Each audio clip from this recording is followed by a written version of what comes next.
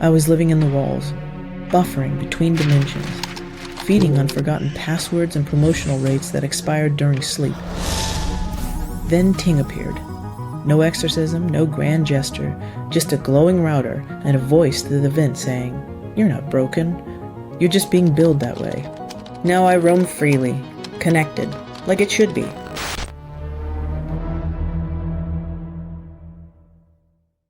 Rescue Wood Rehab in Fuquay-Varina is proud to be your local custom woodworking shop for furniture, home decor, and more. Visit us and maybe spend some time with our shop dog Amber. Rescue Wood Rehab is more than wood, it's an experience. rwrnc.com. Looking for a place the whole family can enjoy? Visit Triangle Area Trading Cards on Jones Franklin Road in Raleigh. Join us March 28th for Pokemon Trade Night. And follow Triangle Area Trading Cards on Instagram for upcoming Star Wars Unlimited, Magic the Gathering, sports cards, and more exciting events. Hi there, and welcome to What's Up Wake.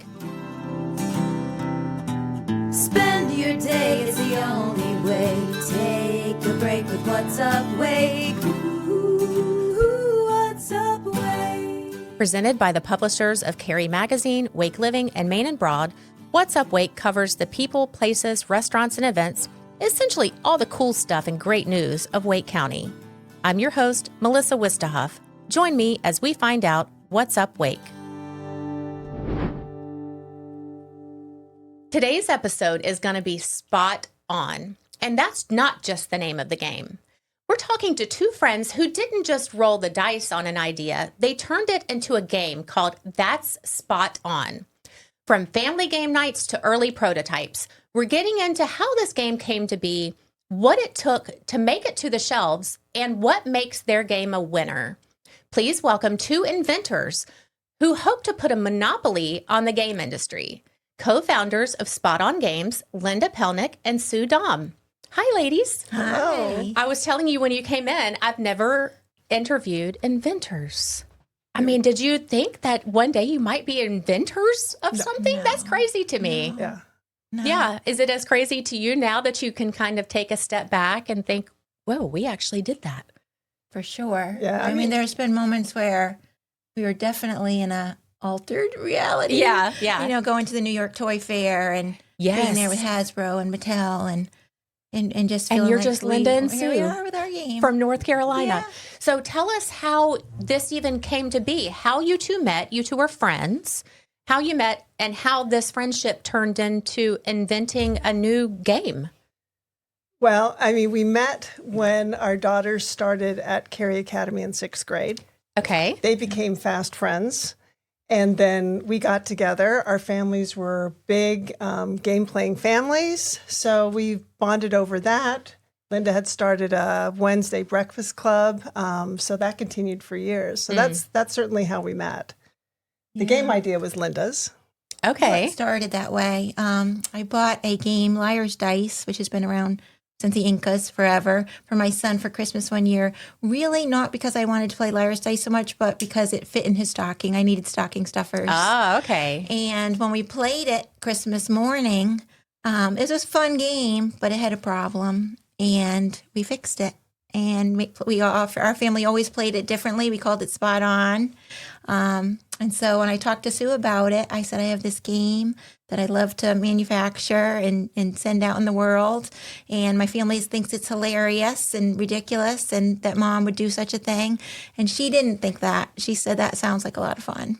So That's a sign of a good friend right there. For sure. I said, well, so let's go into business. And she said, okay. So that's how really it started. So you mentioned Liar's Dice. When I was researching for this episode, I had never heard of Liar's Dice before. So I went into a deep dive of Inca games, Inca Empire games. And I want to know how, you mentioned that you changed it and you called it Spot On. What is different about the original Liar's Dice for those of us who didn't know about it and those of us who do know about it? So in Liar's Dice, you're bidding on what's under everyone's cup, even though you can't see what's under everyone's cup. So there's bluffing and that kind of thing. And you can raise the bid and you can challenge the bid, But if you think the bid is spot on or exactly right, there was nothing to do. And I thought that all the time. And you do in the game. You think, I don't think that's too much. I think that's exactly right. Oh, okay. So we added that to it. And then when Sue got on board, we added a whole bunch of other things to it to make it even more fun and more different. Yep. So we added the concept of the skip and the reverse tokens. Okay. And a game board. And the game board was really important because Liar's Dice mostly is a 4-person game. When we play tested to see if it worked with 6 people, it helped to have a place where we could track the number of dice that had been lost so that we know how many are still in play. That helps to inform the bid. So that's part of the game board. And then we decided it was helpful to keep track of the tokens that had been used. So those are on the game board as well. And then the 5 things that you can do when it's your turn. So we keep that on the board as well. So you really took a dice game that was small enough to fit in a stocking, and turned it into a legit board game. I watched a video last night, and everybody can see there's right beyond Sue is a copy of the game. And so it really is more involved, more user-friendly, I would say. Also in Liar's Dice, you couldn't get dice back. So once you lost your dice, you're out. Yeah. In ours, once you lose your dice, you're out too. But in ours, you can call spot on, and if you're right about spot on, you can get a lost dice back, which is very fun. So you're still in it. It extends the game, too. Yeah. And it kind of reminded me with the reverse and the skip reminding me of Uno. It kind of has a little bit of elements of several different games rolled into one, no pun intended, with the and then the other dice. very important and fun thing is anyone can yell spot on at any time, even out of turn. Okay. So if you're very low on dice and it's not even your turn and you think it's spot on, you can yell spot on. If you get it right, And you get a dice back. win it back, yes. Yeah. Okay. That's fun. I think I know the answer to this question. And it's, did you have any experience in manufacturing anything whatsoever? So no, I think that's a no. No, not That at would be a all. resounding no for me No. too. So that's where my mind went though. I feel like people get ideas for things and especially a creative mind might have an idea for something, but the idea of getting it made, the business side, the manufacturing, dealing with factories, that is so overwhelming. Where did you even start? Google. I mean, that's what we did. We absolutely did. And we're looking, Google, where is a place where we can go that somebody's going to help us figure all this out? And we looked for companies in the U.S. because most games, I think 70 to 90% of games are manufactured in China. And we just felt like we needed somebody to help us bridge that gap and to hold our hands really all along the way. Yeah. And so we Googled and looked, and then we had to pitch our idea. So we had a meeting with our first one, and they liked it right away. So your first what? Like a manufacturer? A designer. Oh, a designer. Who works with manufacturers in China. Oh. So they would help us to do the graphic design of the box and the board and all of that. Because what we had was very much a craft project, a cut and paste. Okay. We went to Amazon or Walmart, and we got pieces of different things and put them together. Yeah. And that kind of thing. We also called up some other games that we liked and just to see if they would talk to us. And surprisingly, everyone did. Oh, really? It was amazing. So people weren't harboring their secrets. No. That's interesting. It was. Okay. We were shocked by that. And That's very kind. It was great. Yeah. Yeah, I think what was interesting is there was a very simple game that I really liked. And we happened to find a podcast that they had done. And they talked about the whole process, and we liked their approach. So we reached out to them, and it was a couple guys that own this company, and they were really willing to talk with us, to share their manufacture, their process. So, I mean, that was extremely helpful. Well, and you wouldn't think that it would be like that because everybody is so competitive. But on the flip side, I have found in talking to so many people through this podcast and other avenues that when you're passionate about something, you really do want to share it and talk about it with like-minded people with similar interests. I mean, it is a very crowded market, the game industry, but it's not that super competitive. People are really willing to talk to you, and there's enough deviation in the market that, chances are you're creating something that isn't that much like someone else. So yeah, it's been a great experience. Yeah. What has been the most challenging or difficult part of this whole process, would you say? Probably marketing and getting it sold that's I think that's a challenge. Yeah, because like you said, it is a saturated market for games. Yeah. Okay, and I'm picturing a good old fashioned toy store. We'll get to this. You did start in Science Safari, a store here in Cary, but when you think about those stores, there's only but so much space, so you really do have to sell them and your idea and your product and why you should earn this space in their store, right? Yeah, absolutely. For sure. And it was partly from those guys, the Tenzi guys, we call them Tenzi Game. We kind of felt the same way they did about stores, and wanting to be in the mom and pop stores, the local stores where we took our kids when they were little. We didn't want to go to the big box stores. We really wanted it to be more of a store to store, grassroots, get where we can go in and do demonstrations and things like that and really teach the game to people. So that was a conscious decision, but it's not an easy decision because it takes time and you've got to really teach the game to every single person that you meet. Yeah. Which we love to play it, so that's fun. Well, and I would think that would be super helpful though, because I'm the type of person I can read instructions and it's like it just my eyes blur. Yes. I start thinking about my grocery list and everything else I need to do. And then by the time I get to the end of the instructions, I'm like, wait a second, how do I play this game? I really have to get in and play around before I can understand. And sometimes you play it but you forget one of the rules. Maybe it's the call spot on out of turn rule, and that makes the game so much better. And so it's fun to teach it. And it's fun to go to the shows and teach all the people how to play. And we really haven't met anybody that hasn't loved it. So that's been great. That's that feels good. Look, as the Chief Operating Officer of your circulatory system, I don't want just anyone evaluating my job performance, thank you very much. I want an expert, a leader, innovation, technology. I want performance, passion, positive outcomes, and to be very well taken care of. Bottom line, choose the heart and vascular docs at Wake Med or I stop working. Let me rephrase that. Wake Med Heart and Vascular. Your heart, your choice. Welcome to Podcast Cary, professional podcast studios with more than 50 shows making podcasting simple and fun. It starts right on our website. Pick a time that fits your schedule, tell us what you're working on, and we'll take care of the rest. You focus on the conversation, we handle everything else. Because starting a podcast should be fun, not complicated. Come see how easy it can be at podcastcary.com. You mentioned at the top of the interview about going to the biggest. That's the biggest toy show, right? In the Western Hemisphere. It's the huge. one in New York. Yeah. It's called what? The New York Toy Fair. New York Toy, yes. Okay, so tell us about that experience. That was last spring, is that right? It was in March. Okay. Before the game was in our warehouse, but we had a couple cases airshipped, so we could bring it to the toy fair.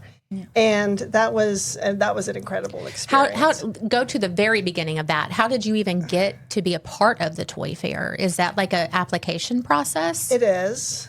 You have to send in pictures of the game and descriptions of it and all that kind of thing, and really tell about your company and yourself. And you mentioned you're with giant corporations, Mattel, Hasbro. I mean, when you walk names. in, Lego had a life-size car made out of Legos.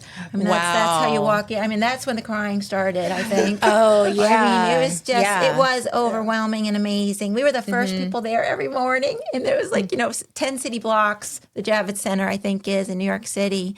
Wow. And the two of us were the first people there. Every morning we were so excited, and just to it's like a giant toy store. Which is Yeah, very it's like fun. walking into a big candy store for you guys. You know, it's you must have felt like you walk in, I made it. We did. Yeah. I mean, for sure. And can I tell a story about the first Yes, day? of course. So I think it's a 4-day event. And after day 1, we were walking back to our hotel. We were exhausted and it was cold. You know, it's in March in New York, and trying to get there as quick as we can. And the sidewalk was crowded with this other group in front of us. And we tried to go around them, and they stopped us and said, "Are you guys coming from the toy fair?" And we said, "We are." And they said, "Do you have a new game?" We said, "We do." And they said, "What kind of game?" I said, "It's a dice game." We're kind of tired of talking about it at that point, though. And they said, "Wait, one of our best friends said they saw a dice game, and they said it was the best game of the whole toy fair." No and way. we were like, "Do you know what it was called?" Because sure, there were other dice games there. And they said, "Wait a minute, we have a picture of it on our phone." He gave us a picture of it. And so we all gathered around, and they showed us a picture of that spot on. And of course, there was hugging and crying and yes. picture taking. And it was amazing. The whole Yeah, I mean, that's experience. validating right there Yeah, for It sure. was. Yeah. You know, and we did bring some people to help us. We brought our good friend Dan Tamburo, and then Linda's daughter and her husband Yeah.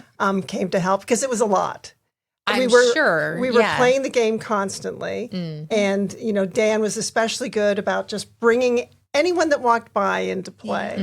It really does take a special type of personality to Yes. draw in, especially when there's so many things to Yes. look at. Yes. A 10-city block radius of games and toys. Yes. Well, we won an award. Yes. Did you? We did. We won the Warm Warm Welcome Award. The Warm Welcome Award. Okay. Yeah, because we were dragging everybody into play and yelling Okay. spot on and having really fun time with everyone. So that was exciting. And we were very loud. Very especially loud. Dan. No. Very loud, which was good. Yeah. That was really fun. What is it like working with a friend? I've interviewed several people that work with family members, but I think you guys are my first friend duo. What is it like working with a friend? Are there times that you don't agree and you might fight like sisters, or do you just are you the creative and you're the business mind?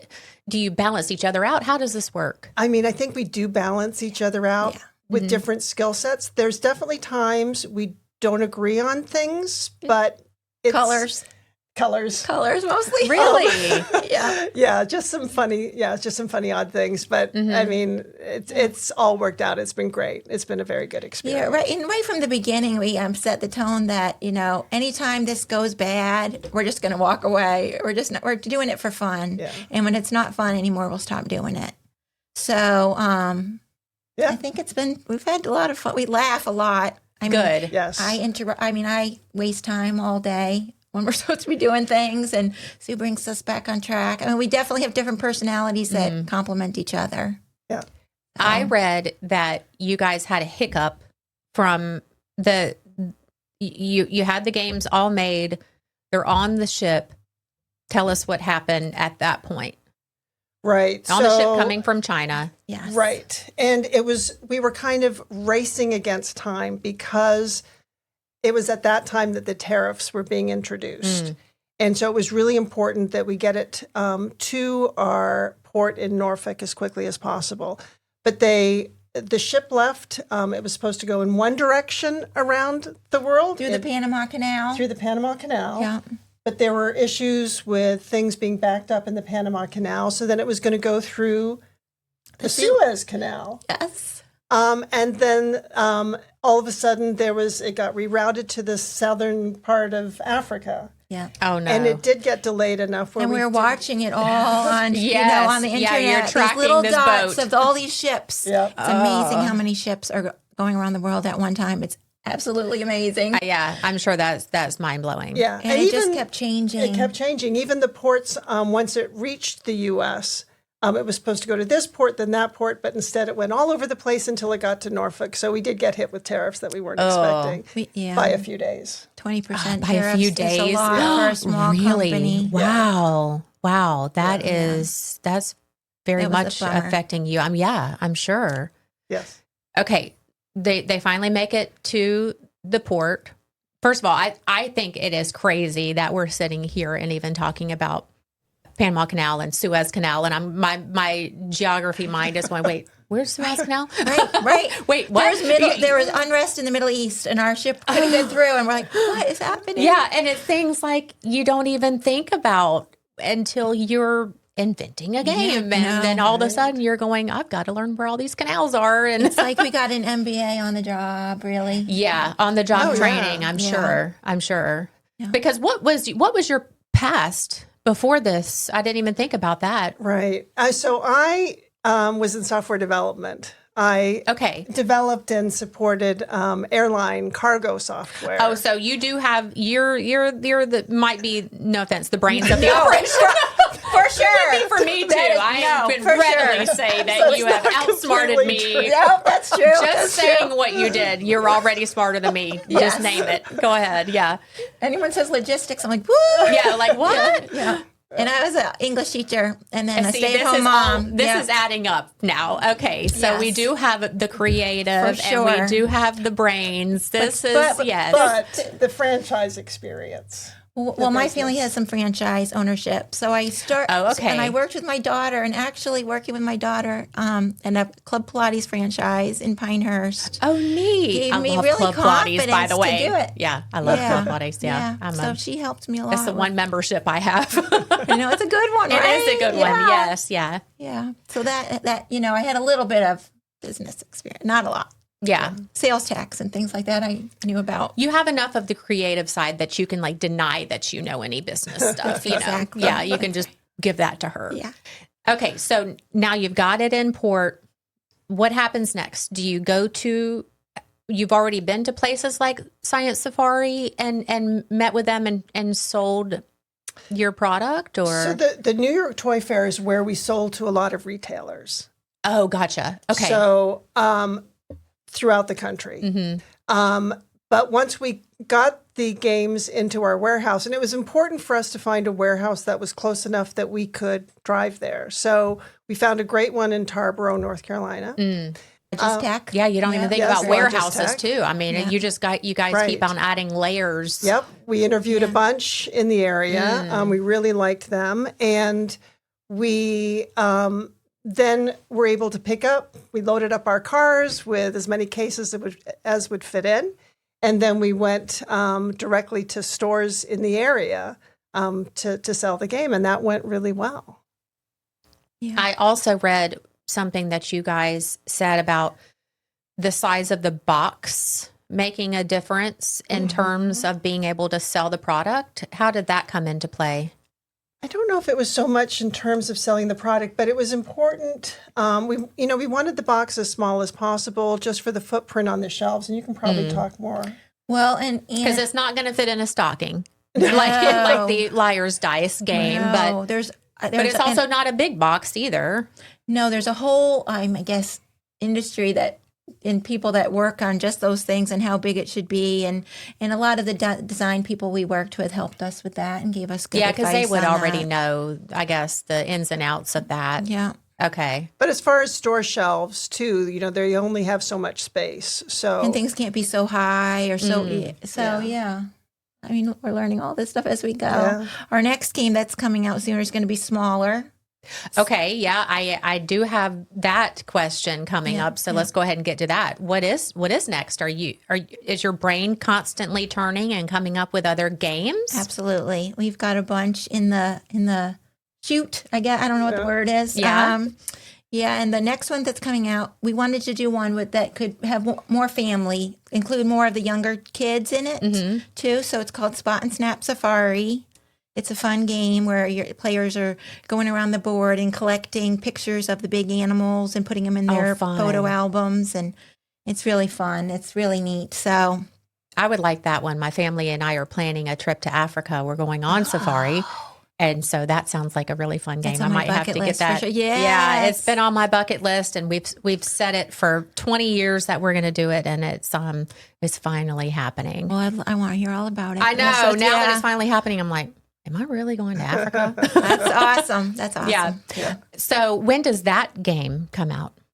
So, And where are you in the process, I guess? yeah, we wanted to get it for the toy fair this year, but it just wasn't going to happen. So there's another big toy trade show called Astra, and that is in June. So hopefully we'll have it by then. So at this point, are you just waiting for the prototype or a legit box with the actual game? Yes. Okay. Yeah. I mean, we're finalizing the designs right now. Okay. And that would be then the next step, getting the manufacturer to produce the prototype. Okay.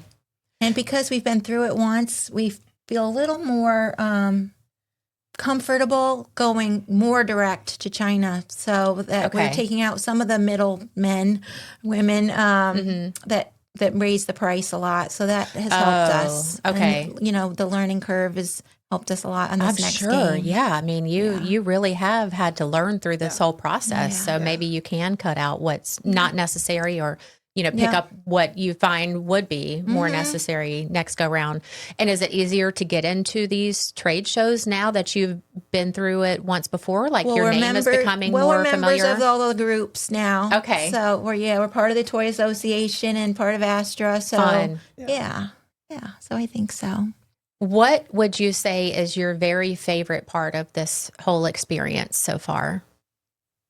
I mean, probably coming up with the concept of the game. Yeah, I mean, playing the games and trying to work out all the kinks, and it's really fun, the creative process of doing that. And doing it together is really fun. Mm-hmm. Yeah, I wouldn't want to do it by myself. Yeah. I mean, I would think that anything like this, you really have to have somebody to bounce all the ideas off absolutely. of. And again, the different type of mindsets that you each have to be able to work out the kinks. Well, it's amazing too. Sometimes you think a certain idea that you have is so perfect and so wonderful and so great, and you can't imagine changing it. And through the process of bouncing it back and forth, it evolves so much. You think, gosh, that was terrible. What was I thinking? And you really, it's so great to be able to get through that process and not put out something stinky because you thought it was so great yourself. Yeah. So that brings up a good question, though. If you could go back and talk to yourself at the very beginning of this whole process, go back in time, what kind of advice would you give or anything that you might change? I think what I was just saying, I wouldn't be so stuck on things. I realize that, that process is going to yield good results. Not be afraid of that and not be so stubborn about, your own ideas, and that it's really is a group event, a group process, a team effort. And that product is going to be so much better than anything that you're doing on your own. Yeah. I think is what I would tell myself. Yeah. You should also mention your family because they've helped a lot in creating, especially. I was going to say, too. this is a lot of people whose hands have been in this at some point because you have to test the ideas and play and have family game nights. And we've done that a lot with family and friends. We've had some great game nights, and a lot of constructive things have come out of them. I'm sure. Important. Yeah. My daughter Katie's been a big part of this Spot and Zap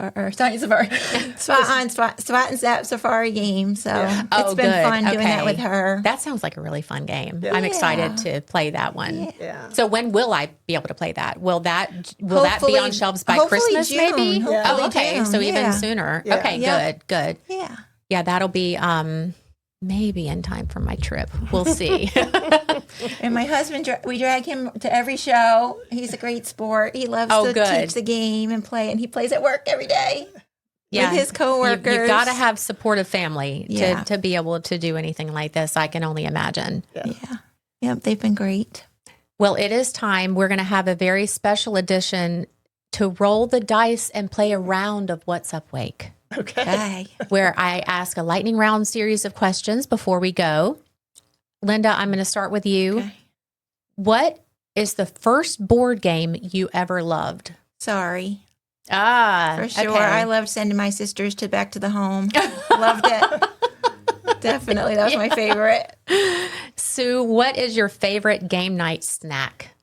I mean, if it's just light snacks, we always have pretzels and M&Ms. If it's a bigger game night that's more organized, we'll do all kinds of appetizers, from interesting cheeses and dips. We do all kinds of things. But yes, always pretzels and M&Ms. Okay. Linda, person you play against on game night that's you secretly or not so secretly love to beat. You already said your sisters. I mean, it's my husband. Oh, yeah. Because he's gotta going be the on. husband. I mean, he's the, it's going They're the on and worst. on about how he's winning every They brag. game. Oh, Yes. Yeah. Oh, it's brutal. They Yeah. are fun to beat. Absolutely. Yeah, I'm with you on that. Sue, who is most likely to flip the board when playing a game, you or Linda? Be nice. Be nice. I mean, I don't think either of us. Okay. Yeah. No board flippers here? No. I don't I've got a think board so. flipper in my family. I'm not I gonna mean, name it's my names. son and my family Oh, for okay. sure. Oh, but every Just family- not one of you two. no, Every family no. does have one for It's sure. Ian, Yeah. It's Yeah. Ian with Monopoly for sure. Yeah, yeah. I'm with you on that. It is it's one of my sons. I'm not going to name names. And this question is for both of you. What is a favorite board game you wish you had invented? I mean, for me, it's Scrabble. I mean, I've played Scrabble at an early age and play every day still. So for me, it's Scrabble. Okay. My gosh, there's so many I wish I invented. I mean, I love Sequence. I love Racco. I like the classic games. Yeah. that all families have and love. Yeah. I love Clue, but nobody will play with me. Oh, I like So- Clue. All right, we'll have a game night. Yeah. I would love to be invited to your next game night. We would love that. Tell us where to find out more about Spot On Games, and especially so we can keep an eye out on the new upcoming Safari game. So our website, spotongames.com. We also have a great instructional video right up top for that Spot On, which was actually a very important part of the process as well. It is a very good creating video. that. I watched Yeah. it yesterday. Yes.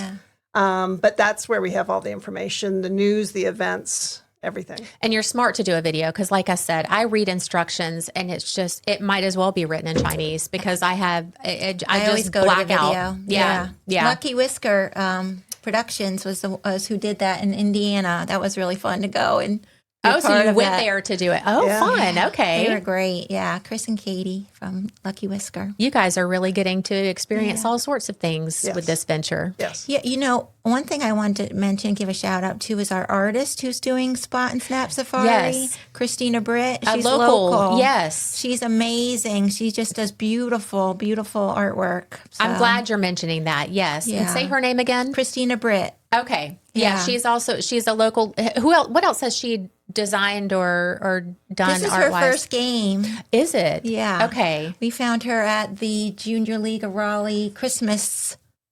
I forget the name of it. It was a show The that we Christmas went show. to that was a direct-to-consumer sales Yeah. event. And Okay. she was there with her artwork and jewelry. Oh, okay. So she goes to a lot of these pop-up things as Her name well. does sound familiar Yeah. to Yeah, me, so she's maybe I've great. been to one of her booths and Yeah. shows before. Yeah. So that's Yeah, great. That's beautiful. So that's one thing we're really excited about this game, how pretty it's going to be. Yeah. Good. I cannot wait to see it. And to find out more about Spot On Games, you guys are going to be in a story in our March issue of Carrie Magazine. So everybody go check that out. Thank you guys so sure. much for being here today. you. Thanks for For having being my us. first inventors.